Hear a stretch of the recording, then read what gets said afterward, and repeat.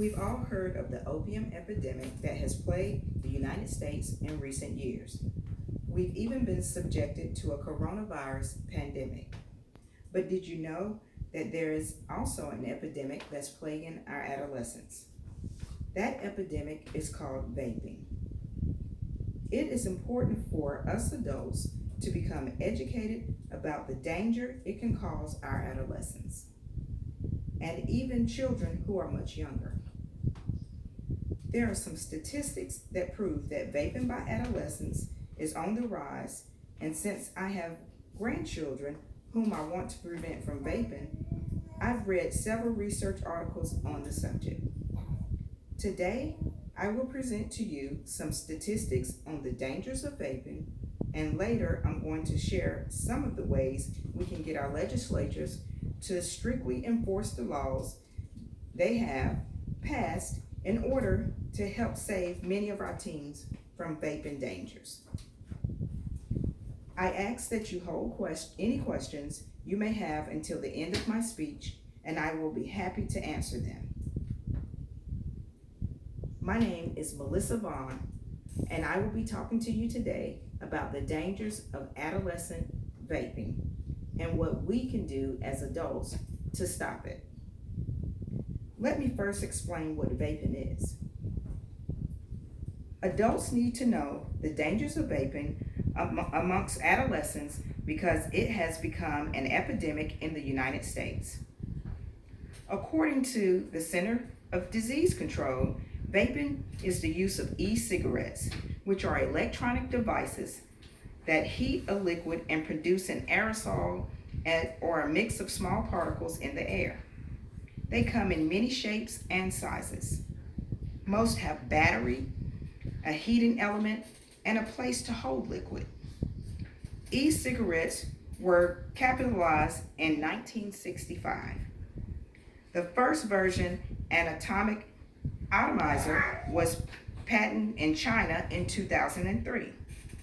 By 2007, it was being marketed in the US as a healthier option than conventional cigarettes because it produced only harmless water vapor instead of secondhand smoke. Some of you may have teens or know someone who do. So it's important that you know some facts about the dangers involved with vaping. Some of you may even be saying, well, at least they won't get cancer, or not my child, because I know what he or she does. Did you know that some e-cigarettes look like cigarettes, cigars, pipes? Some even look like USB drives, pens, or everyday items. Today, I'm going to talk to you about some of the dangers of adolescent vaping. Teenagers today, just as we did in the past, smoke cigarettes, never stop to think about the damage that they're doing to their bodies by vaping.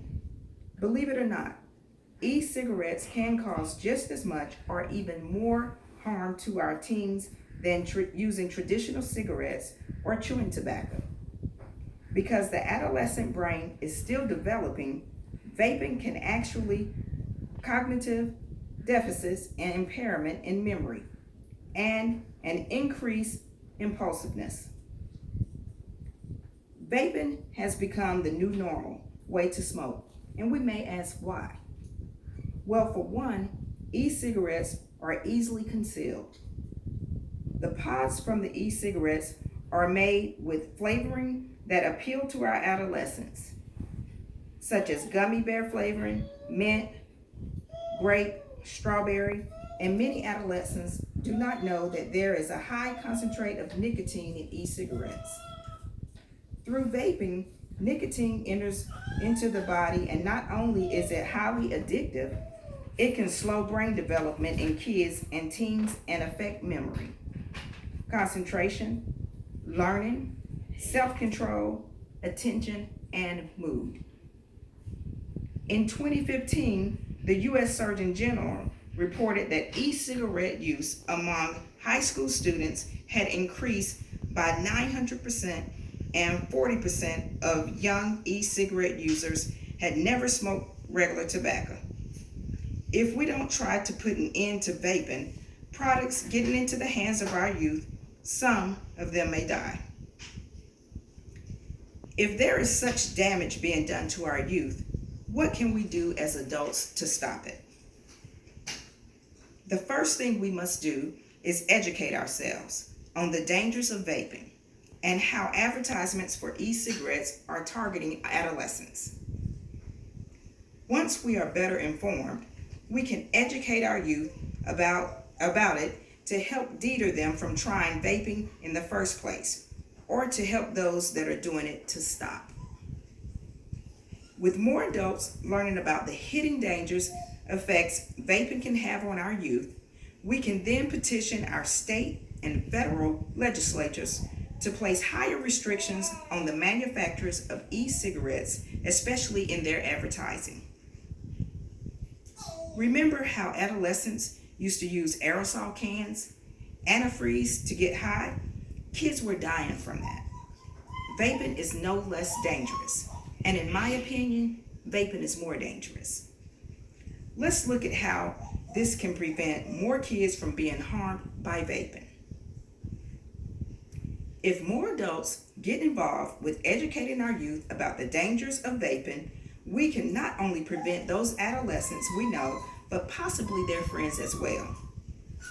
We can also support the U.S. Food and Drug Administration, who in January 2020 finalized an enforcement policy that prohibits the sale of pre-filled cartridge e-cigarettes in any flavor, other than tobacco or menthol, unless authorized by the FDA.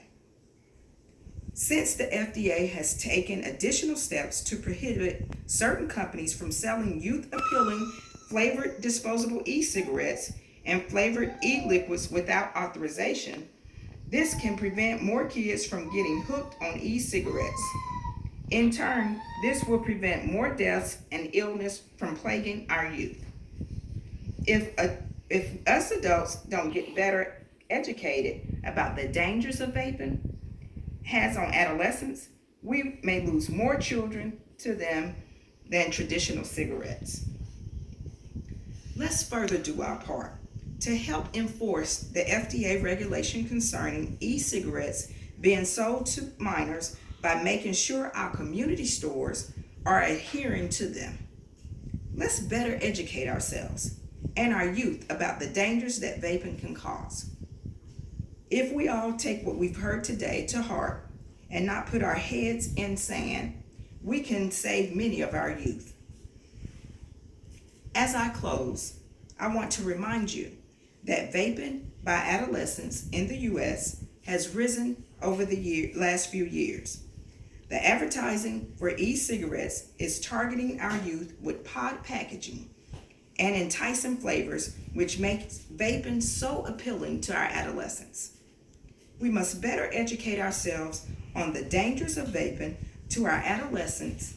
We can help support the FDA's regulations they've put on e-cigarettes, manufacturers, and community stores. Memorable ending. Remember, even if you do not know any adolescents who vape, you could help to prevent someone else's child from suffering the dangers vaping can cause. Wouldn't you want someone to do that for you? I will answer any questions you may have at this point. What's the bottom line on the risk of e-cigarettes for kids, teens, and young adults? Great question. The use of e-cigarettes is unsafe for kids, teens, and young adults. Most e-cigarettes contain nicotine, and nicotine is highly addictive and can harm adolescent brain development, which continues into the early mid-20s. E-cigarettes can contain other harmful substances besides nicotine. Young people who use e-cigarettes may be more likely to smoke cigarettes in the future. Any more questions? What are the other risks of e-cigarettes for kids, teens, and young adults? Great question, young man. Scientists are still learning about the long-term health effects of e-cigarettes. Some of the ingredients in e-cigarette aerosols could also be harmful to the lungs, and that's long-term. For example, some e-cigarette flavorings may be safe to eat, but not to inhale, because the gut can process more substances than lungs. Defective e-cigarette batteries have caused some fires and explosions, a few of which have resulted into serious injuries. Children and adults have been poisoned by swallowing, breathing, absorbing e-cigarette liquids through their skin or eyes.